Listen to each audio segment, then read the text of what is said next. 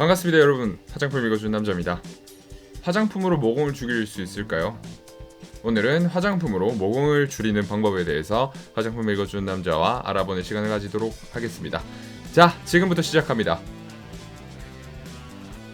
자, 일단 모공을 줄이기 위해선 모공이 어떤 녀석인지 먼저 알아야 해요.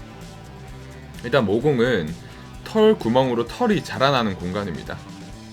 오른쪽에 사진을 살짝 보이도록 해놨는데 까만 부분이 지금 털이에요. 털이 이제 모공을 뒤집고 올라와서 나있죠.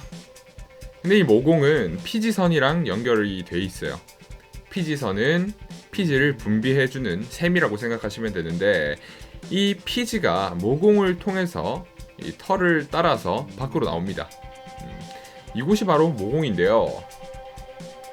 모공이 늘어나는 이유는 여러 가지가 있어요. 여러 가지가 있는데 이제 일반적으로 여드름을 짜서는 안 될 여드름을 강제적으로 압출을 하거나 아니면 자극적인 화장품을 써서 피부가 상태가 말이 아닌 것처럼 되거나 아니면 피부가 시간이 지남에 따라서 노화되거나 아니면 자외선에 의한 광노화, 그러니까 산화가 이루어지는 거죠.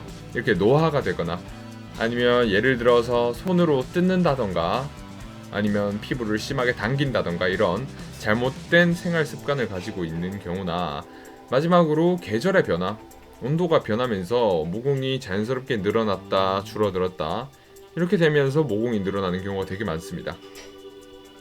이렇게 모공이 늘어나는 이유는 되게 많아요. 여러 가지예요.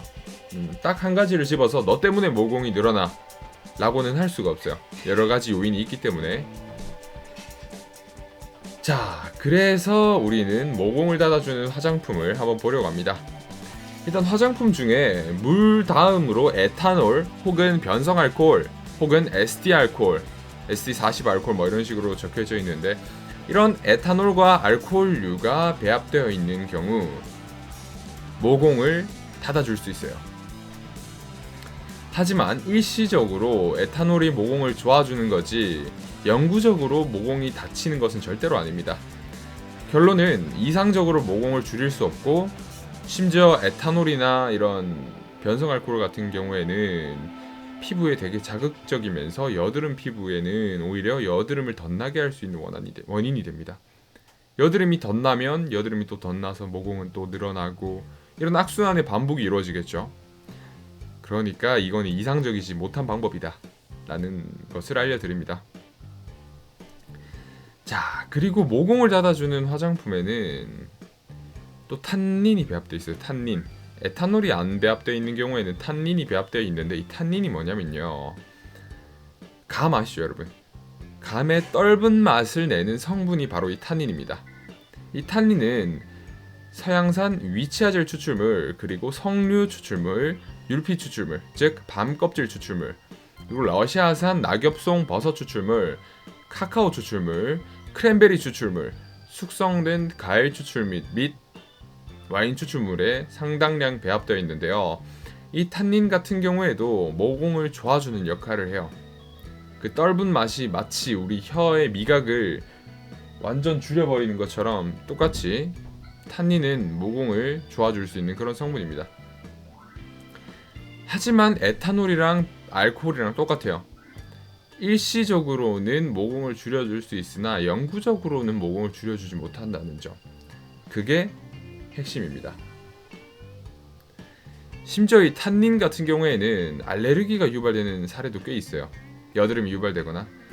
그래서 이 탄닌과 관련된 화장품을 쓰셨다가 봉변을 당하시는 분이 꽤 있더라고요. 오히려 이렇게 여드름이 나거나 알레르기가 유발되는 부작용이 유발될 수도 있습니다. 이게 정말 안타까운 한계라고 저는 생각을 합니다. 모공을 그러면 어떻게 줄이는 게 좋을까요? 결론은 불가능하다는 것. 우리가 원하는 그 모공 사이즈 줄임 그런 거를 원해서는 사실 화장품으로는 그만큼 모공을 줄일 수가 없어요. 우리가 원하는 건 이거잖아요. 거울을 봤을 때 모공이 늘어나 있어. 그러면 내가 이 제품 사용했을 때 내일 일어나면 모공이 닫혀 있으면 좋겠어. 이런 제품은 없다는 거예요. 안타깝지만. 그리고 또 이제 모공을 줄이기 위해서 뜨거운 물로 모공을 늘려주시고 세안 후에는 차가운 물로 모공을 닫아주시는 세안을 하시는 분들이 꽤 많으시잖아요. 근데 이 방법은 제가 누누이 말씀드리지만 피부에 오히려 자극적입니다. 피부에 되게 자극적이에요. 우리 피부는 그렇게 단순하지 않아서 이 뜨거운 물로 세안을 한다고 모공이 늘어나거나 혹은 찬물로 세안을 한다고 해서 모공이 줄어드는 게 아니에요. 그런 느낌은 받을 수 있겠지만 이상적으로 막 모공이 늘었다 줄었다 하는 것은 아니기 때문에 오히려 이런 뜨거운 물과 차가운 물로 인해 피부를 자극시키지 않으시는 게 좋습니다.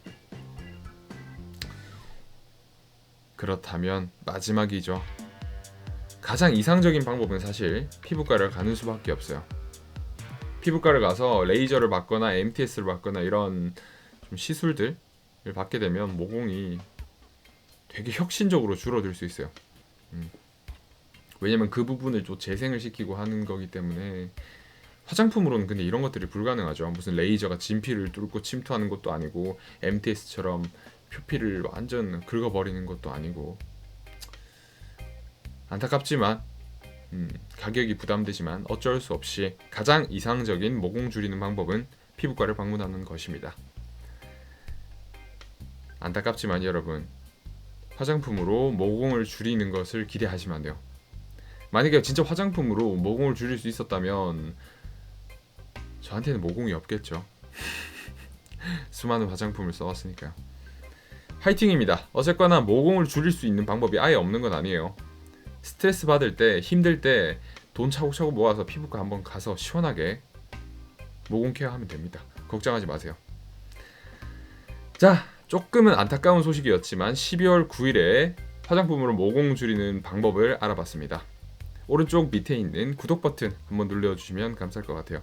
아 그리고 여러분들 지금 구독자분들이 거의 이제 9,000명을 돌파하고 있는데 구독자가 이제 10,000명을 돌파하게 되면 그때도 지난번처럼 먹방을 하던지 해서 이벤트를 하나 하도록 하겠습니다.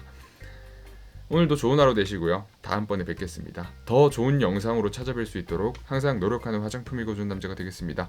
감사합니다.